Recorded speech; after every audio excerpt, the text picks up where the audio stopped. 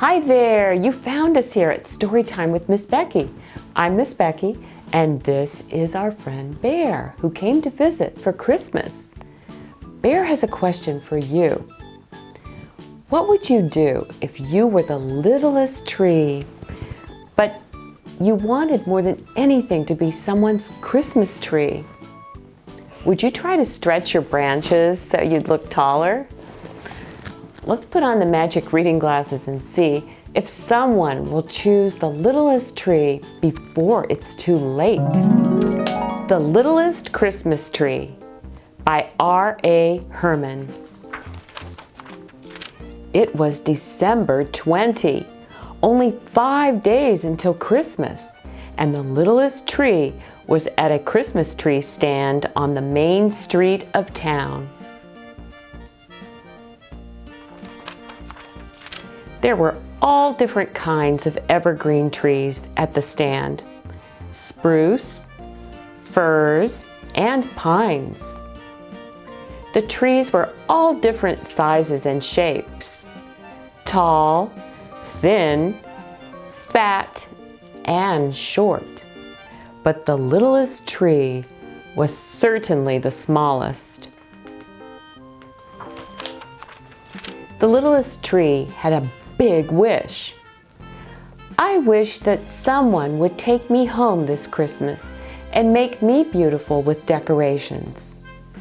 Then everyone would gather around me to sing my favorite Christmas carol. Oh, Christmas tree, how lovely are thy branches. I can't wait to be a Christmas tree. On that beautiful winter day when the sky was bright blue and there wasn't a cloud to be seen, Gabriel and Simone came to the Christmas tree stand with their mom and dad. "Oh, I want this one!" cried Gabriel, running right up to the biggest fir tree. Simone said, "Twee." "See," said Gabriel, "Simone wants this one too." "Oh no," said Mom, "this one is too tall. We would need to put a hole in our ceiling for it to fit in our house." When the littlest tree heard this, it thought, maybe they will want me to be their Christmas tree if the fir tree is too big. I could easily fit into their house. But the family looked at all the other trees without even glancing at the littlest tree. They studied and measured each one until they found the perfect tree. Early the next morning, when there was still some frost on the trees, an old man and woman walked by the stand. The littlest tree stood up as tall as it could, shook out its needles, and tried to look its very best. As they looked at the littlest tree, the old man said, "This one is small enough for us to carry home ourselves." "Isn't it sweet?" said the old woman. But just then they noticed the biggest tree standing up tall and said, "What a beautiful tree! This tree must be older than you and me combined." And they asked the man at the stand to carry it to their house. The next day was freezing cold, and all the tree's branches were blowing in the wind.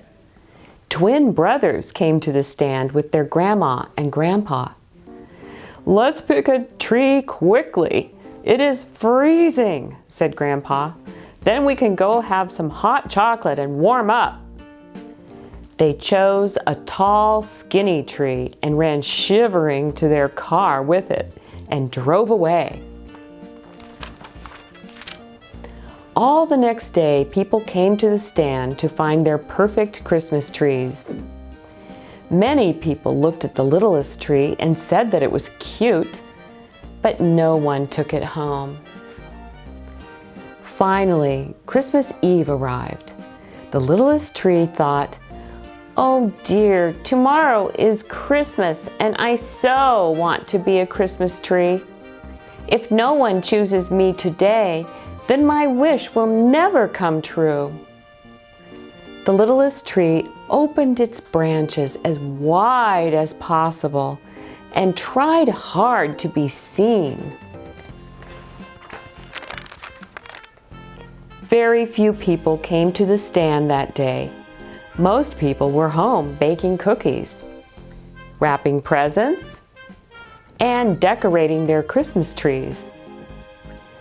The littlest tree tried singing to cheer itself up. On the first day of Christmas, my true love gave to me a partridge in a pear tree. I am not a pear tree, and I'm not a Christmas tree yet either. There were hardly any trees left, and the sky was getting dark quickly. Soon the street lights came on. A few snowflakes began to fall and started to stick to the littlest tree's branches. The littlest tree felt quite beautiful with the snowflakes decorating it. A little icicle formed from one of its branches as the littlest tree began to cry. It felt lonely. The man was getting ready to close up his stand for the night. He wanted to get home to celebrate Christmas Eve with his family. He still had a lot of presents to wrap. As he was leaving, he glanced at the littlest tree. He picked it up and put it under his arm. Where is he taking me? The littlest tree wondered.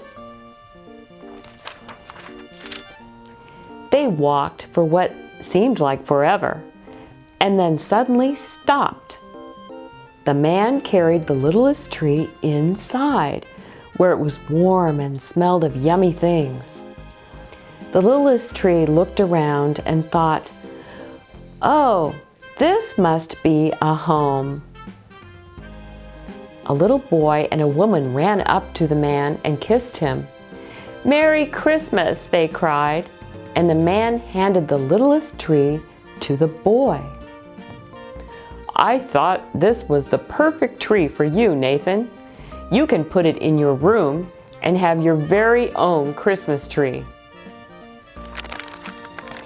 Nathan took the littlest tree into his bedroom and found the perfect place for it to stand. The littlest tree stood up as tall as it could. Nathan's mom and dad cooked popcorn and helped Nathan string the popcorn with cranberries to make garlands. They cut out snowflakes and stars from white paper. Then they made a big star from silver foil for the topmost branch. They strung tiny twinkling lights on the littlest tree, and Nathan decorated it with everything they had made. He even put presents under the tree. The littlest tree was so excited it felt 10 feet tall. "Oh, what a perfect Christmas tree," said Nathan. They all gathered around the littlest Christmas tree and sang, "Oh, Christmas tree, how lovely are thy branches." "I am now a Christmas tree," thought the littlest tree. And it was the loveliest and happiest Christmas tree in the whole world that Christmas, when all its wishes came true. Bear's wondering, were you starting to think for a while that no one would want the littlest tree? Yes? Then were you a little surprised to see who did? Well, Bear says it must have been one of the most loved trees in the whole world that Christmas Eve. Bear also hopes you come back soon for more adventures in waiting for wishes to come true. Bye for now. Please subscribe.